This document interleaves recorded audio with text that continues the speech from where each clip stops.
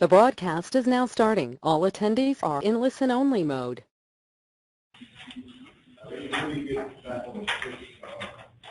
Good afternoon, good morning, sorry. Today's Business Law Boot Camp presentation is titled Forming and Organizing For-Profit and Nonprofit Corporations.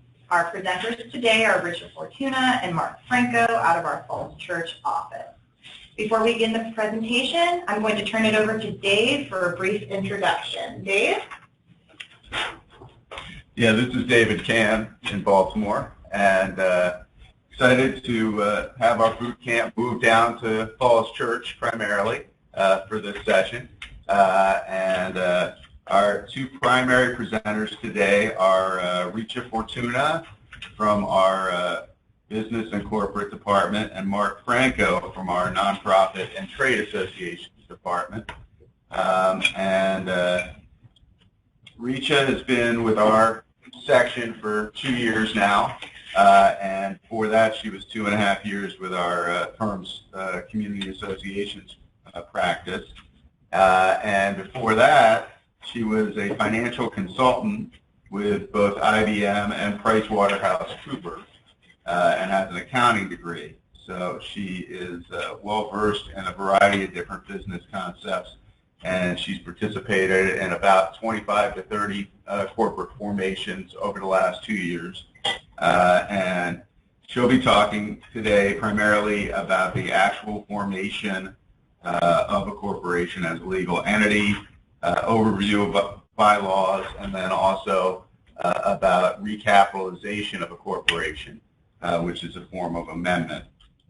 And Mark Franco has been with our Nonprofit and Trade Association practice for almost 4 years. And before that, he spent 15 years working for nonprofit and professional credentialing organizations. As you guys probably know, that section, and Mark in particular, is general counsel overseeing a variety of services for nonprofits and trade associations, but a lot of his time is spent on the formation and governance of nonprofits and trade associations, including complex governance structures. And so that's why we thought it would be helpful to have Mark and Eileen Johnson as part of this program to address the many different ways that corporate bylaws can be structured. So with that, I'll turn it over to Richa. Thanks, David. Hi, everyone. So as David mentioned, we'll be talking about forming and organizing for-profit and nonprofit corporations. And we'll jump right in and start with a quick discussion of corporate structure.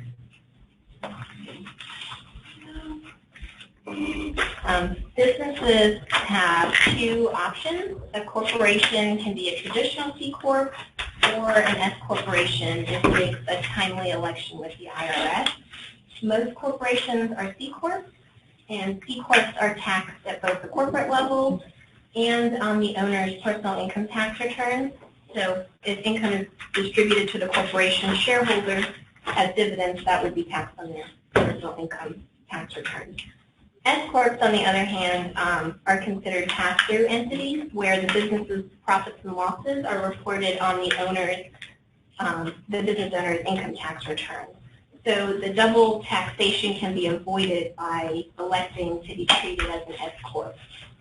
And in order to do so, the corporation has to file a timely S Corp election with the IRS, which is a form 2553. And a copy of that form is included in the handout materials for reference. One important nuance to remember, though, is that S Corps have certain restrictions compared to C Corps. So with a C Corp, you can have unlimited shareholders and multiple classes of stock. But with an S Corp, you're limited to 100 or fewer shareholders and only one class of stock. So You want to keep that in mind when deciding which structure to go with. Also with an S-Corp, with a C-Corp, you can have U.S. and foreign shareholders, but with an S-Corp, the shareholders have to be U.S. citizens or residents.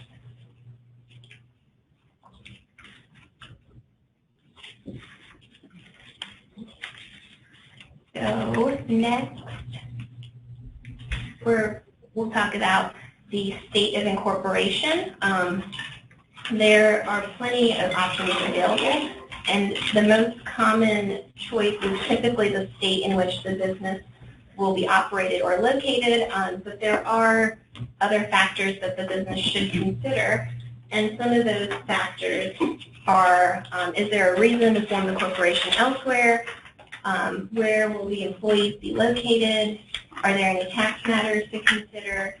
And this is often a good conversation for the client to have with their CPA before making a decision on where to incorporate. And next we have selecting the company's name. So now that you have the structure and the state, the business will need to select a name. We'll address this a little more in detail when we discuss articles of incorporation, but as a preliminary step, you'll want to check to see if the name is available in the desired state of incorporation. So you can usually do that on the Secretary of State's website for the specific state. If you're not planning to incorporate immediately, you may want to consider reserving the name so that it's available when you're ready to incorporate.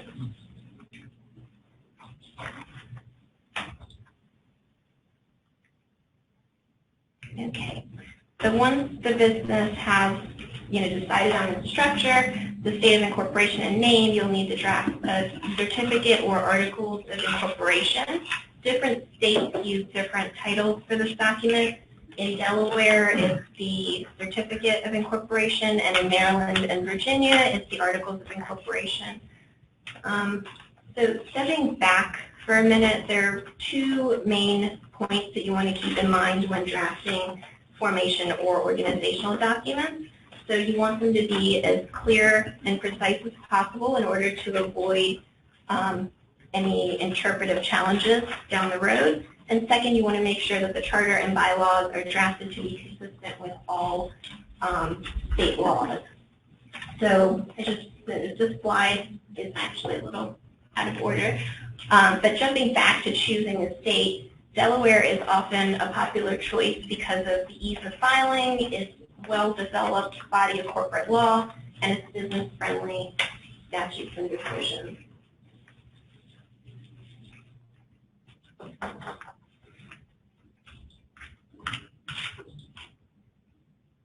So at a minimum, a certificate of incorporation must contain the corporation's name, and Delaware, Maryland, and Virginia require that the name include the word corporation, incorporated, or some abbreviation of those words. Additionally, the corporation's name must be distinguishable from other corporations in that state, which is why you want to check name availability before you start the process. You also need to include the address of the registered office and the name of the registered agent, the nature of business or purpose, and it is permissible to state that it's organized for any lawful purpose under the state corporation law. You need to include the total number of authorized shares of all classes, the number of shares of stock of each class, and the par value, or a statement that the shares are to be without par value. So generally, to preserve flexibility and lower filing fees, par value is usually set at a very low number, such as 1 cent per share. The filing fees are often determined by the total value of stock authorized. And in Maryland, if the stock is divided into classes, the articles also need to include a description of each class, including any preferences, conversions, and other rights, voting powers, restrictions, and terms and conditions of redemption and dividends. The articles also need to include the name and address of the incorporators. And in Maryland, you need to state that the incorporator is at least 18 years old. If the incorporator's power is to terminate before the election of directors, you'll want to name at least one director in the certificate. So Delaware doesn't require that a director be named, but it's generally a good idea to do so because then you avoid the additional organizational step of having to appoint an initial director. Maryland and Virginia actually require that at least one director be named in the articles. So as you probably noticed, there are slight differences in the requirements of each state for articles of incorporation, so it's really important to check the state statute when drafting articles. Exhibit A of the handouts is a form certificate of incorporation. I won't walk through the whole form because it's mostly pretty self-explanatory, but I do want to point out paragraphs 11 and 12. Limitation of liability and indemnification provisions are not required in a certificate or article, but a business may want to consider including these provisions in its charter if it's permitted under state law. And we'll touch on indemnification and limitation of liability provisions later in the presentation as well.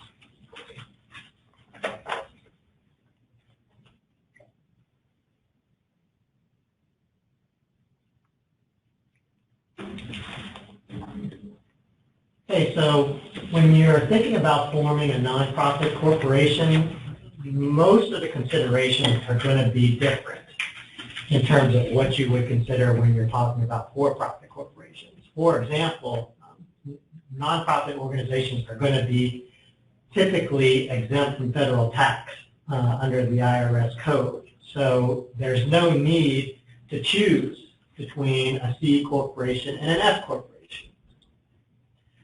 Rather, what you're going to be primarily thinking about is what are the activities of the organization going to be? And that's going to dictate the classification that you're going to use when you're going to be forming the organization. Some common classifications that you'll see as you are in practice are 501c3 classifications, which are typically organizations that are operated exclusively for religious, charitable, scientific, educational purposes. There's also 501c4 organizations. These organizations are operated for the promotion of social welfare. There's also 501c6 organizations. These are your typical associations, professional societies, trade organizations. And then once in a while, you also come up on 501c7 organizations, and these are your social clubs.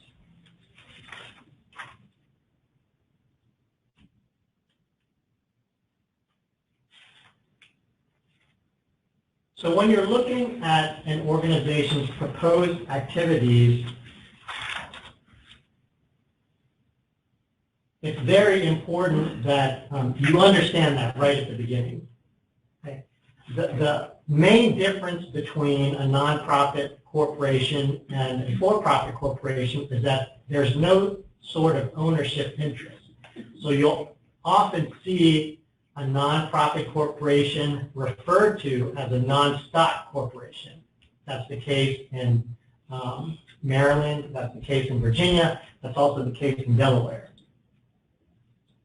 When you think about the activities, you're looking to see whether they're going to fit typically into one of these or more categories: charitable, educational, scientific, religious. You're going to want to know if the organization wants to do lobbying activities or political activities, or if the activities are really meant to be primarily social. You'll also want to know if the corporation is going to have members. 501c3 organizations are typically associated with some sort of charitable or educational type activity, but that doesn't mean necessarily that that organization can't have members. So you'll want to have a discussion about all of these activities and the aspects of members when you're talking to the individuals at the point of formation. It's really important that you have a good grasp on what the activities of the organization will be, because these activities will be one of the primary things that the IRS looks at when it decides whether your organization is operating in compliance with the requirements under the IRS code.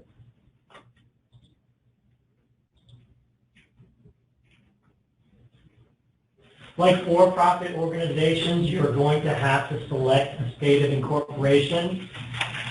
With regards to nonprofits, I think this consideration is a little bit more challenging. Jurisdictions vary wildly on the types of laws that they have governing nonprofits. You have states like California that have very, very different laws regarding nonprofit organizations, and then you have states like DC and Virginia who have followed the Model Nonprofit Act that's been promulgated by the ABA. In general, we typically recommend that you pick a jurisdiction that has adopted some form of the Model Nonprofit Act. This just makes things easier from a governance perspective and also from a compliance perspective. You have states like Maryland and Delaware who have not adopted portions, any significant portions of the Act, and so the way that their statutes are written, you'll have to try and figure out when they're talking about for-profit corporations and when they're talking about nonprofit corporations in the statute, and that can oftentimes be a little bit challenging.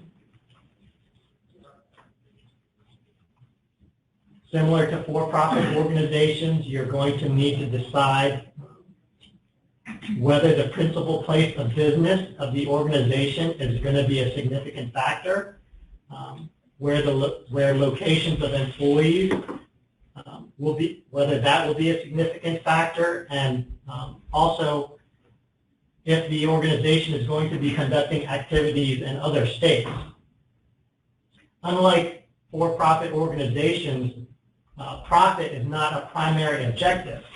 So these types of organizations are a little bit more sensitive to costs and fees and other types of expenses related to doing business. So potentially these questions about where you're going to incorporate and where you potentially may need to qualify, they could be more sensitive to those questions.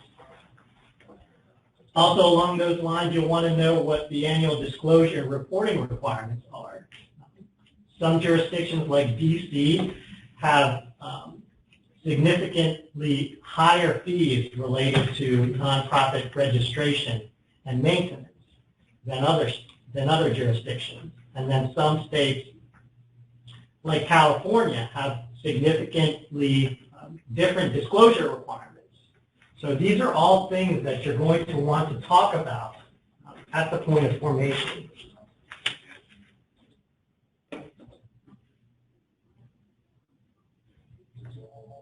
With respect to drafting the actual articles or certificate of incorporation, when you're choosing a name, some jurisdictions don't require you to have a sort of corporate identifier.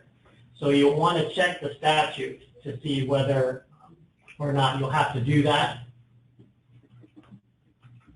The purpose language that you're going to have in your articles will depend on the IRS classification you've chosen. Again, this is a very important step, so you'll want to spend as much time on it as you'll need to get it accurate. Because there's no ownership interest in the organization, there's going to be no reference to shares in the articles. Rather, you're going to usually have a provision that says that the organization won't issue or is not allowed to issue stock.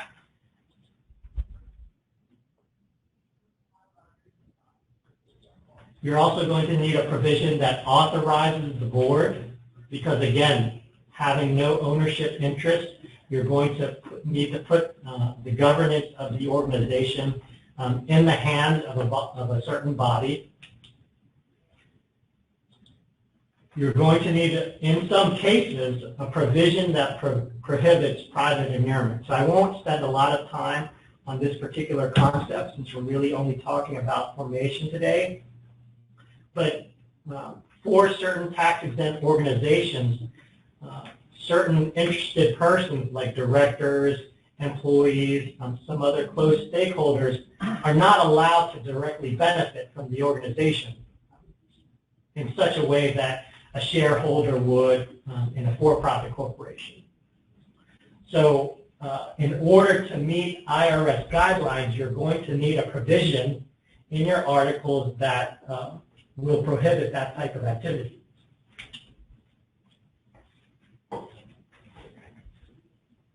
Another provision that's also important to the IRS is your dissolution provision. For organizations that are tax exempt, again, because there's no ownership interest, the assets of the organization belong to the organization and are supposed to be used in furtherance of the exempt activities of the organization. And this remains the case even when the organization is going to cease to exist. So when dissolution comes around, the assets typically need to be distributed to either an organization that's going to carry on the exempt activities or to some sort of similarly tax-exempt organization that will use the funds and the assets in a similar sort of way.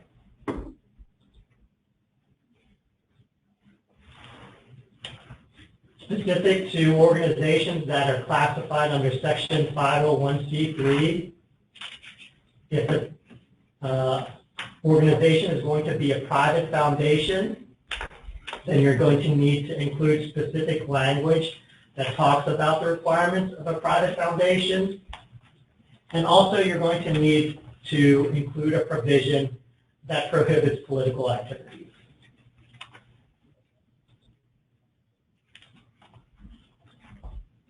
And then, of course, you'll want to put in any other language that's required by statute. For example, information about the registered agent, information about the principal office, and any other information that would be required. So Exhibit K is the sample articles of incorporation. We won't really review it, but you can refer to it for some of the bullets that we just reviewed.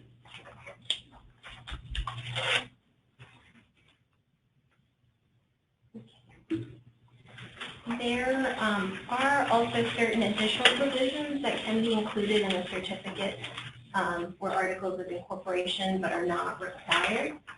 Two of those provisions pertain to director liability and indemnification. There are also other examples provided in Exhibit B of the handout. But with regard to director and officer liability, some states provide for the elimination or limitation of the personal liability of the director. So, for example, Delaware Section 102B7 provides for the elimination or limitation of the personal liability of the director for monetary damages related to a breach of fiduciary duty. There are certain exceptions where that wouldn't apply, and those exceptions include intentional misconduct or a knowing violation of law. Similarly, Maryland permits the charter of a corporation to include a provision expanding or limiting the liability of its directors and officers. And as with Delaware, it has two narrow exceptions which apply when there is actual receipt of an improper benefit or active and deliberate dishonesty that is material to a cause of action resulting in a final judgment that's adverse to the director or officer.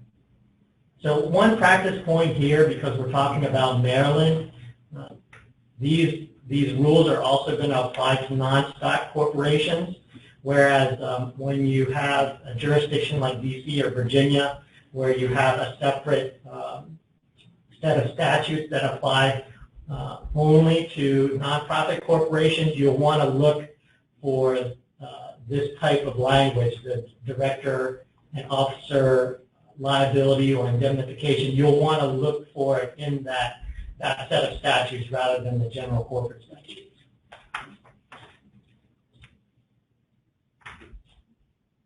So Virginia also includes similar language in its general corporation law. Section 13.192(1) allows for the elimination of director liability for breaches of duty as long as it's set forth in the Articles of Incorporation or Bylaws. The statute in Virginia also automatically caps personal liability of directors and officers to the greater of $100,000 or the amount of the director's salary in the past 12 months, or as otherwise set forth in the articles. So Virginia also has exceptions where that limitation will not apply if the actions constitute willful misconduct or knowing violations of criminal or securities law.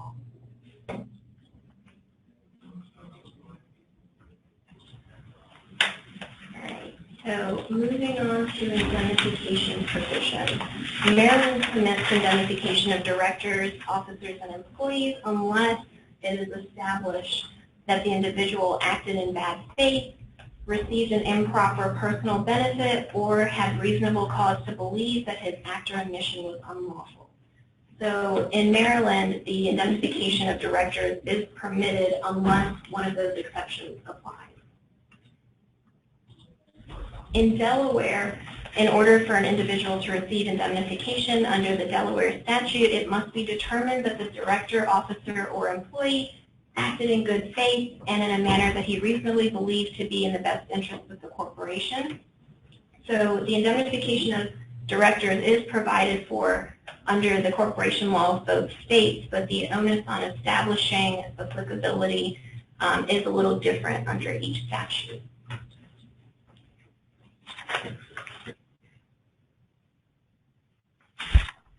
Other alternative provisions that can be included in articles of incorporation include provisions on the duration of the corporation.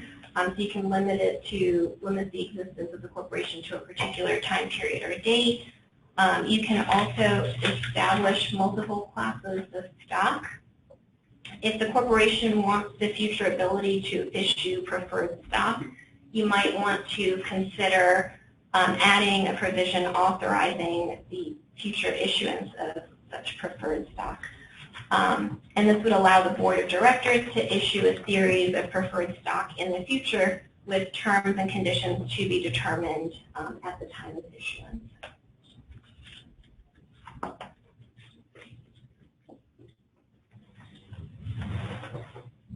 Okay. You can also build in different voting rights for different classes of stock. And sometimes the classes of directors are linked to different classes or series of stock. So for example, if there are classes A, B, and C of common stock, you can have the articles state the rights that apply to directors of each class. Some of these provisions are provided in Exhibit B of the handout. So most of those concepts that Rich had just talked about would also typically apply for nonprofit corporation articles.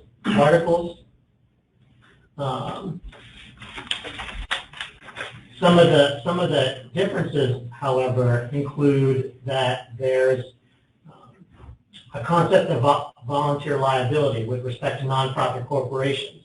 Right?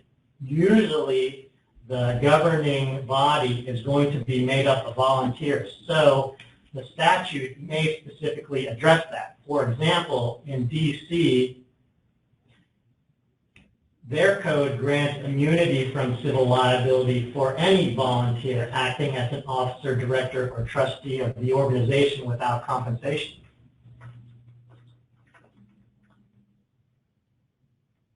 In Virginia, they talk about mandatory indemnification for a director who was a party of the action when he or she was a director of the corporation, and this is within their portion of nonprofit statutes. Something that's slightly different from for-profit corporations is whether or not you're going to need to include initial directors in the articles of incorporation. You want to check the statute. Not all jurisdictions require it.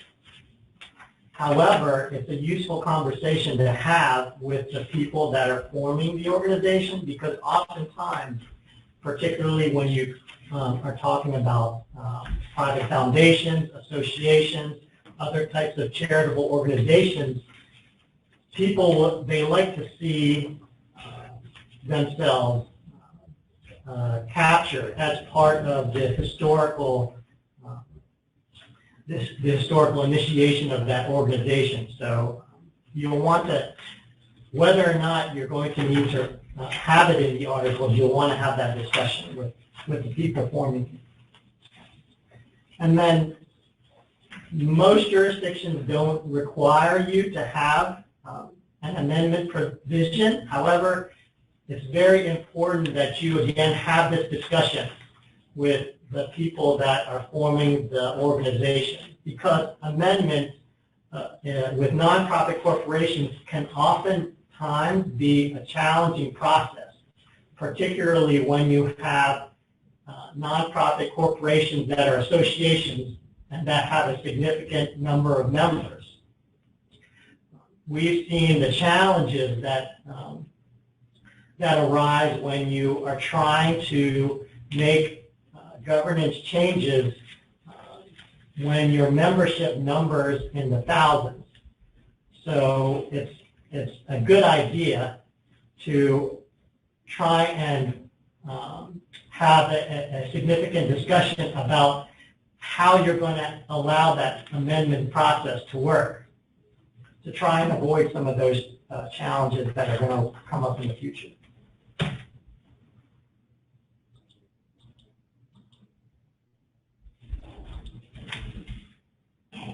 So generally speaking, bylaws of a Delaware corporation, and this applies to Maryland and Virginia as well, can contain any provision that is not inconsistent with state law or with the certificate of incorporation. Bylaws are secondary to a corporation certificate of incorporation. So if there is any conflict between the certificate of incorporation and the bylaws, the certificate of incorporation will govern. There is one exception to this, and it relates to the number of directors.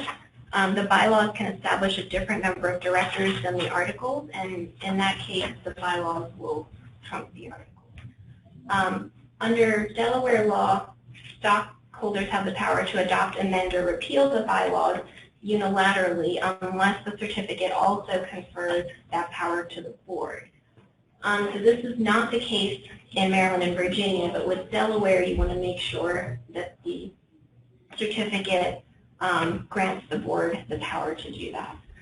There is no set criteria for the content of bylaws, but they typically include internal rules and procedures for the corporation, including the number of directors, the manner and term of their election, how and when board and shareholder meetings will be held, new requirements, and how the board will function. You're not required to file bylaws with the state, but the corporation should keep a copy at its principal place of business. Exhibit C to the handouts is form bylaws for a Delaware corporation.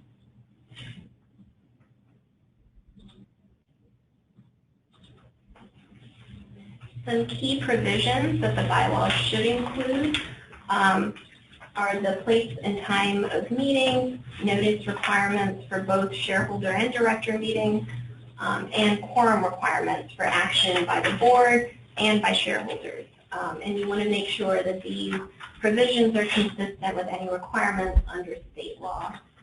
So for place and timing of meetings, if teleconferencing is permitted, it should be addressed in the bylaws and should be consistent with what's allowed under state law.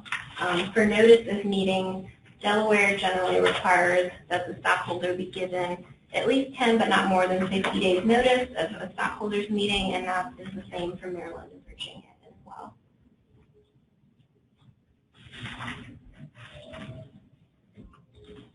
Okay, so rounding out our discussion of corporate bylaws are provisions on indemnification, amendment, and issuance of stock certificates. So we touched on indemnification provisions in the articles, and I wanted to point out here that indemnification provisions can be included in either the certificate of incorporation or the bylaws or both.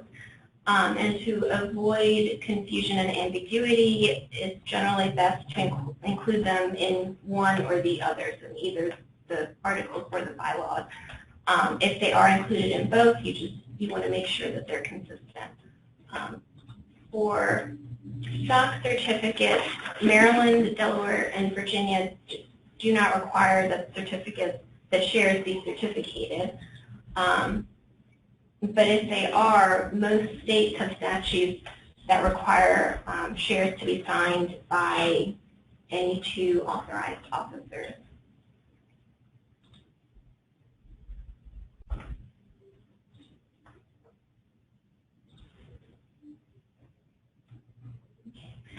And finally, this is a reminder that in Delaware, the power of the board to amend the bylaws must be granted in the certificate.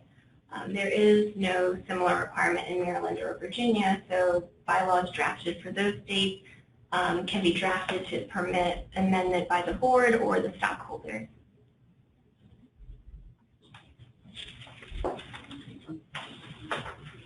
Yeah, so as Richard mentioned, there's also for nonprofit corporations, there's no set rules typically that state what must go in your bylaws, nonprofit bylaws. A lot of the things that Richard just talked about, you'll also see in nonprofit bylaws. However, some of the main differences are sometimes, depending on the organization, you'll have provisions that'll talk about membership rights. This is usually very important because this will be the guiding document that'll explain specifically which members will have some sort of voting interest, which is usually a big deal in those types of organizations. When you're talking about quorum in your bylaws, one thing that you're going to need to consider is, again, what type of, how large the membership potentially may be, because some state statutes will allow you to change the quorum requirements to make it much easier for you to pass any type of member action. So you want to look at what the quorum requirements are at the state level, and then see how you're going to memorialize that in your bylaws. In terms of governance, again, because there's no sort of ownership interest in nonprofit organizations, it's very important that you understand how the board is going to work. One thing that I think the industry has been moving towards is the concept of the self-perpetuating board, or the board that elects and appoints its own members. This is, again, because of some of those challenges that you can face when you're dealing with large memberships. The idea of having to get a significant number of people to pass action can be a little bit challenging. And then you also want to remember that in many nonprofit organizations, the people that are on the board aren't typically business people. And if you have an association, they could be doctors or scientists or other types of professionals that may not necessarily have a business background. And so you're going to want to think about things like limitations on the terms so that you have a rotation of people that can serve in that role. You're also going to want to think about the size of the board and whether or not that organization will benefit from having lots of voices or having, a limited number of voices. Board governance is really an important conversation, and it's going to need to be tailored to the type of organization and its needs. So I think that's a little bit different from having a for-profit conversation on governance. Officer roles are typically they're typically standard, but you'll want to make sure again that you've established roles that make sense for the organization. And then the one other thing that's, I think, quite different with nonprofit corporations is the concept of committees. You could have what are called standing committees, which are committees that are going to address regularly the needs of the organization. You may have an elections committee. You may have a fiduciary committee. You may have a program committee specific to some of the activities of the organization. You'll want to make sure that if there's committees that the founding members want to have stick around, you're going to want to memorialize them in the bylaws.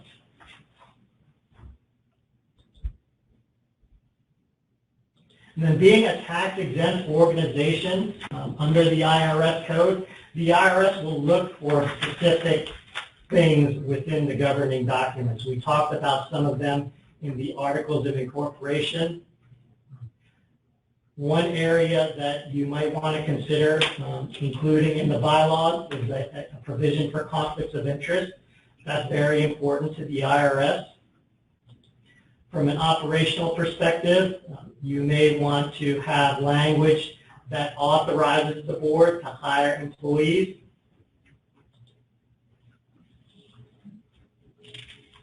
You'll want to address what the accounting year is for the organization because that information is required to be reported on the Form 990.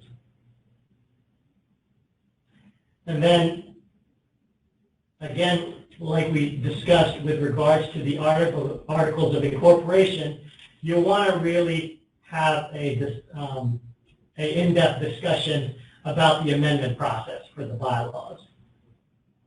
Now, depending on the organization, if it's a small organization, of course, it's not going to be as important, but you want to make sure that you're always thinking about the amendment process for the governing documents because nonprofit organizations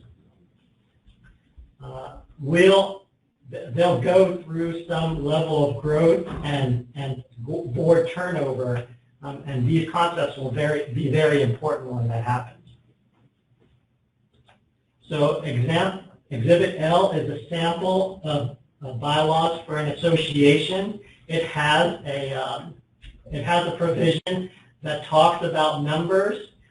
If you have a different type of organization and not a membership organization, then typically what you can just do is remove that provision regarding membership and you would have a decent template for bylaws.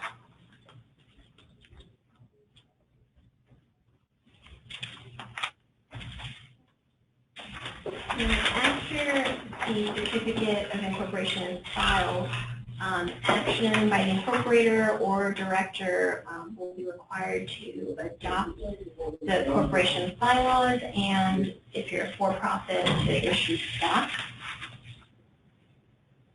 So Exhibit E is a form, organizational consent to do this.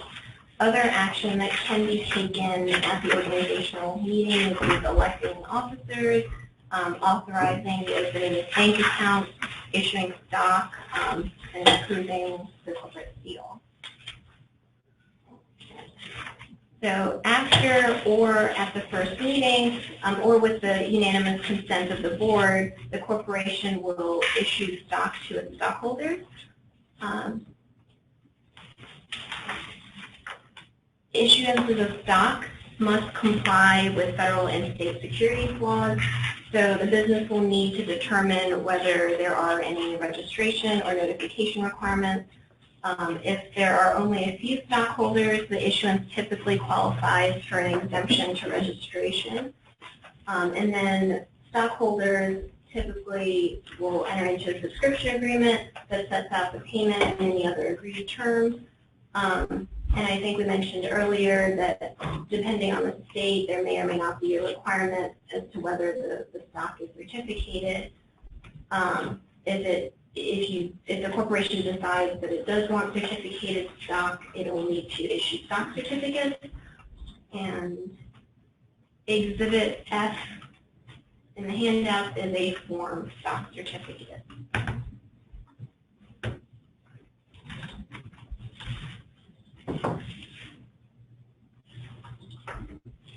So once the corporation is formed and the directors and officers are elected and appointed, there are a few other housekeeping items that should be addressed. If the corporation is going to conduct business in other states or is located in a state other than a state of the corporation, it may need to be qualified in additional states. The corporation will also need an employee identification number with the IRS. This is something that can be done fairly easily online.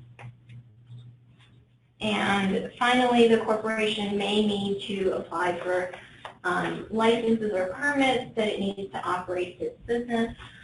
Examples of those are waste disposal or food service requirements at the county or state level.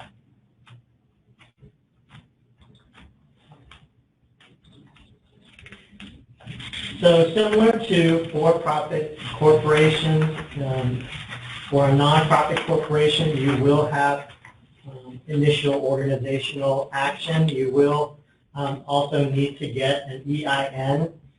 You may or may not need to qualify in another jurisdiction.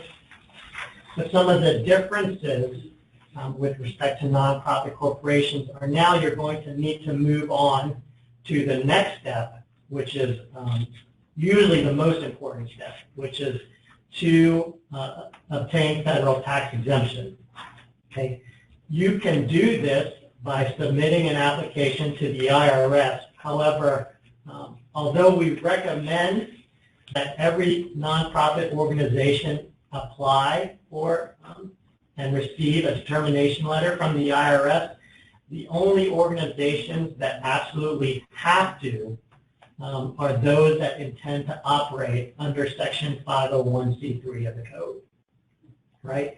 You would do that for 501c3 organizations. You would do that through the IRS Form 1023 or 1023-EZ. Okay, another step that's specific to nonprofit corporations is charitable solicitation, registration at the state level. Most jurisdictions are going to require the nonprofit organization to register prior to conducting any sort of fundraising activities or direct solicitation for contributions. And this will apply whether or not the organization is a charitable organization under Section 501c3 or if it's simply an association under 501c6 of the code that, again, is conducting these types of activities. And as part of your application for federal tax exemption, you're going to want to adopt specific recommended policies that the IRS is going to look for in terms of reviewing your application materials. These policies are conflicts of interest, whistleblower, and document retention policies. And we have templates of those for your use.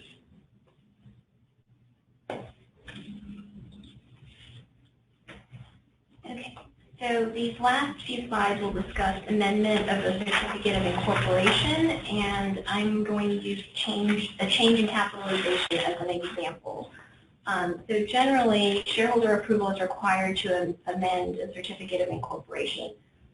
There are a few limited exceptions for non-substantive changes, such as to change the registered agent or update the name or address of directors, but those are very narrow and state-specific.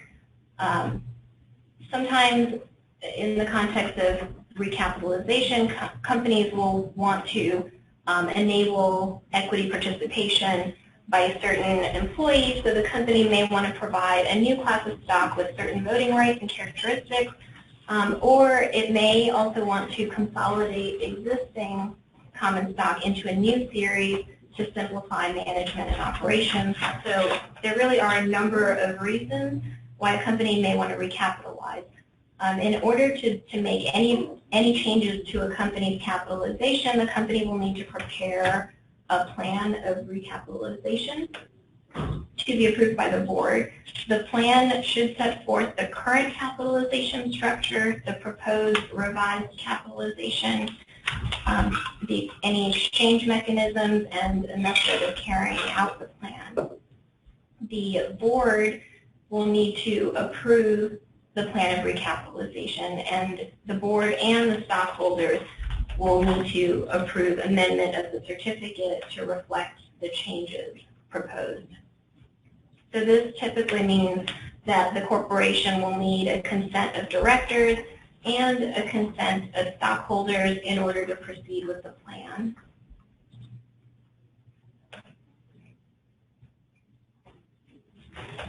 So, wait, how do I go back?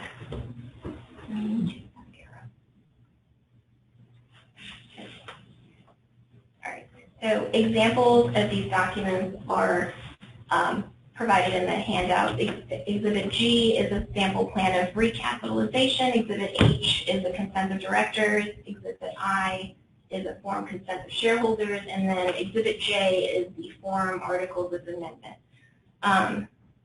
So to summarize, in order to amend the charter or bylaws of the corporation, you'll need to check the specific state law, the certificate of incorporation, and the bylaws to confirm the correct process.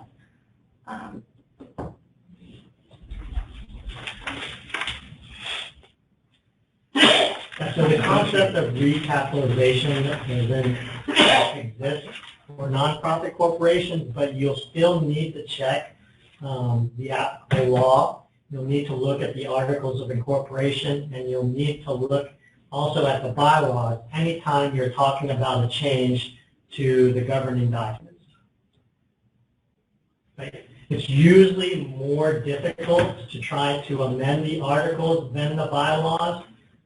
This is because the presumption is that an organization that has members provides rights to those members in terms of governance.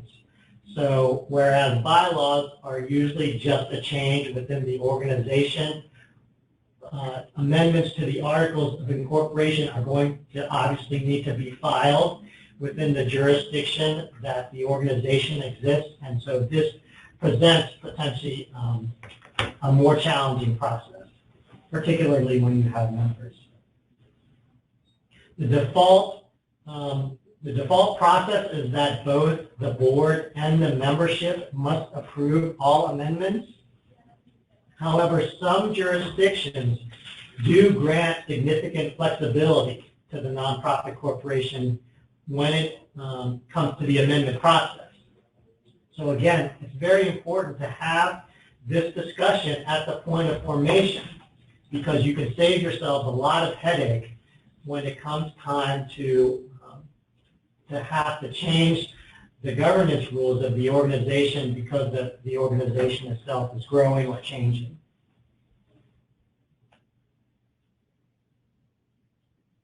One reason, another good reason to look at the statute is because there's going to be significantly varying requirements in terms of how you're filing a particular amendment with that jurisdiction.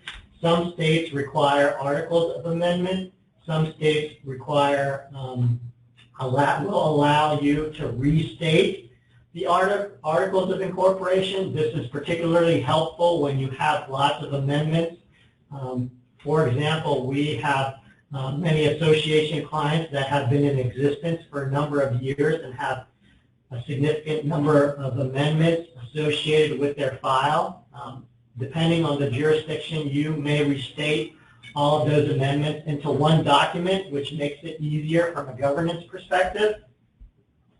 Whether or not the jurisdiction allows restatement is in the statute, and then you also want to check and see if that jurisdiction will require articles of restatement.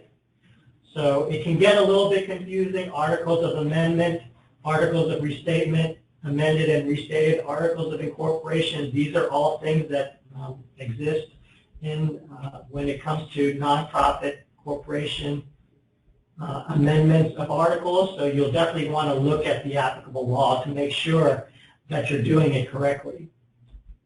We've attached two exhibits, Exhibit M and Exhibit N. Exhibit M is sample articles of amendments, and then Exhibit N are sample articles of restatement, and then amended and restated articles of incorporation.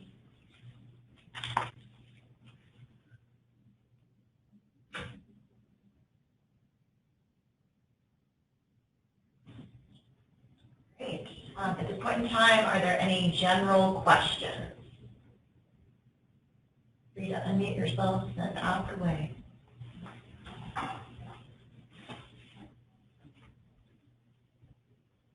Good. Someone raise your hand in Baltimore, didn't they?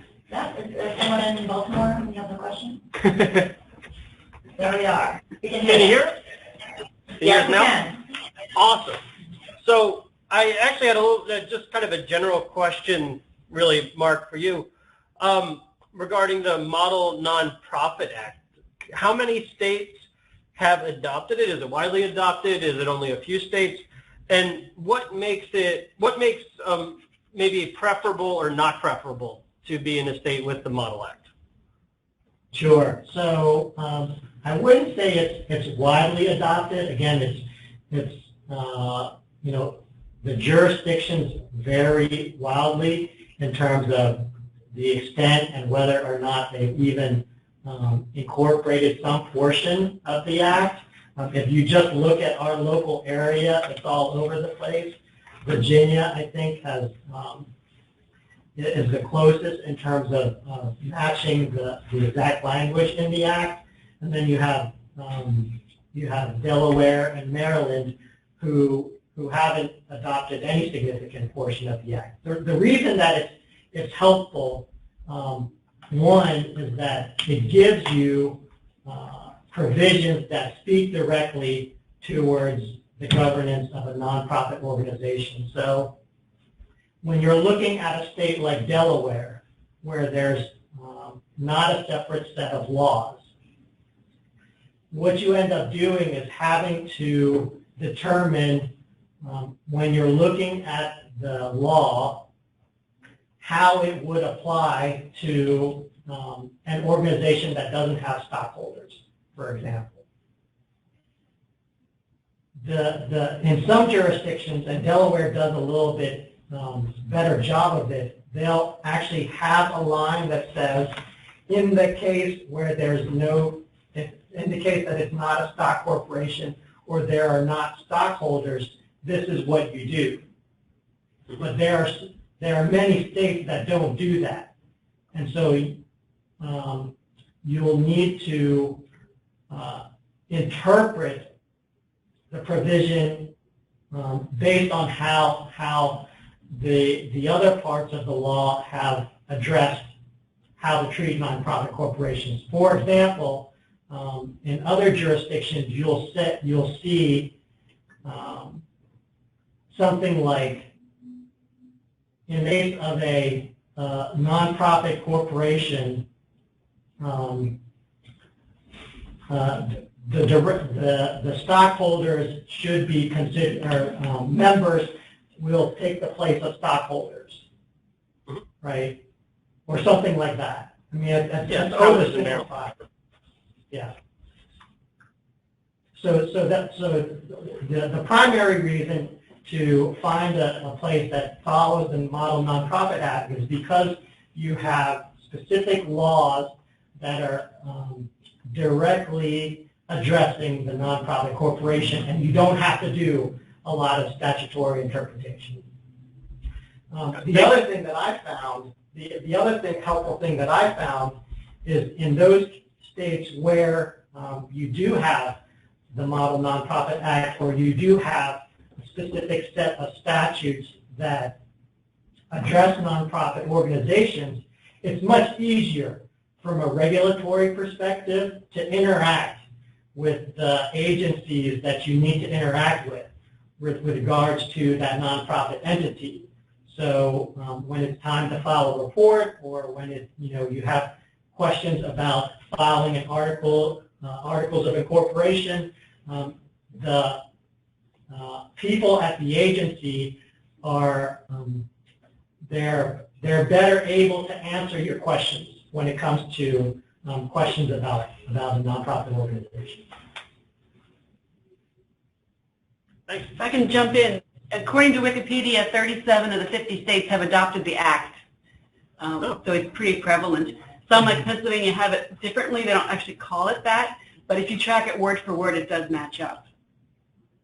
And it, as Mark was saying, it does provide some things like, when does notice get given of a board meeting? When does notice given to members of a member meeting? The time periods, the quorum requirements.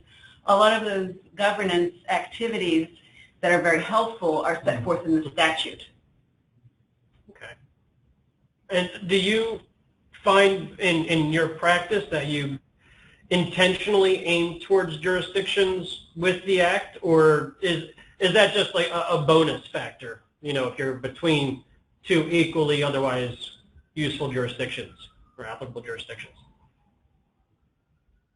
Yeah, I would say to the extent that the individuals who are part of forming the organization are open to having a discussion about jurisdiction and the law, we do try and advise clients to those jurisdictions that have the Model Nonprofit Act or some version of it. Again, because it makes it easier when we're having to try and interpret laws in terms of governance and other things, and then also when we're having to deal with the agencies themselves. We see it makes a difference. Okay, cool. Thank you.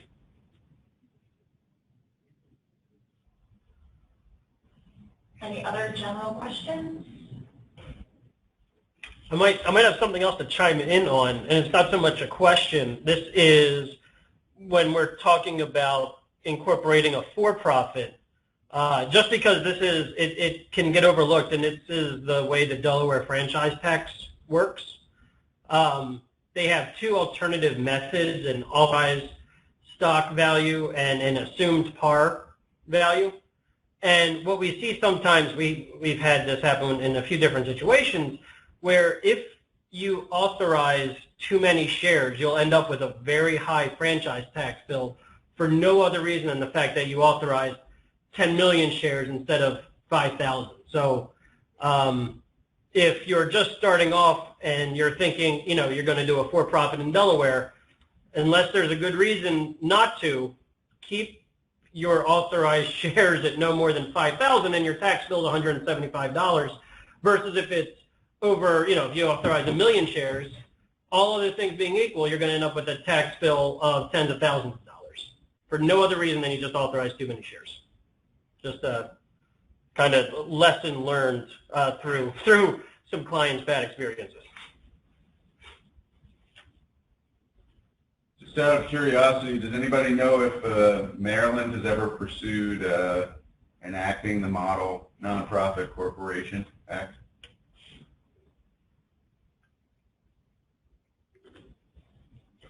No clue. Thank you. Okay. At this point in time, there are no other general questions. We will end the recording and we can go into an inter-office discussion if so desired for more specific client-related questions.